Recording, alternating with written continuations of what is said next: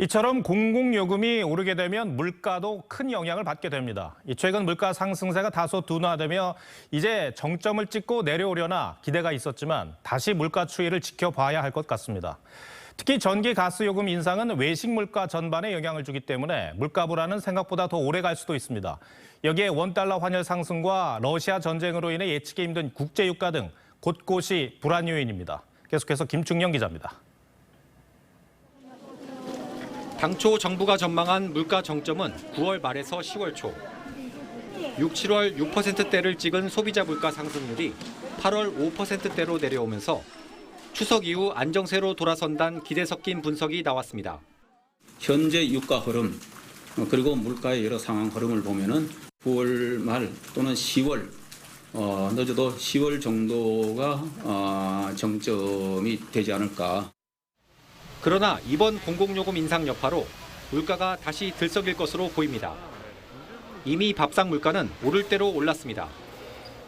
지난달 식음료 서비스 물가 상승률은 8.4%로 2009년 글로벌 금융위기 이후 최대치를 기록했습니다. 라면 등 가공식품도 오르고 무, 배추 등 채소류도 뜁니다.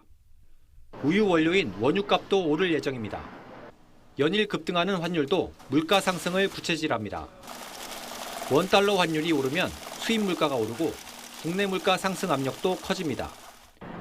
어디로 튈지 모르는 러시아 전쟁 상황에 국제 유가도 불안합니다.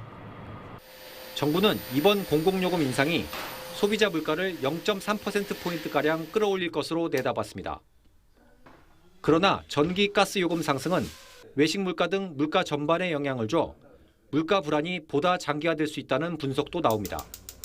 전체적인 물가 상승세는 여전히 지속되고 있는 상황이고 특히 전기료 인상과 같은 부분들이 반영될 경우에 인플레이션 압력은 더욱 높아질 것으로 고물가가 경제 회복에 발목을 잡지 않을까 우려가 커지고 있습니다. TV조선 김충영입니다.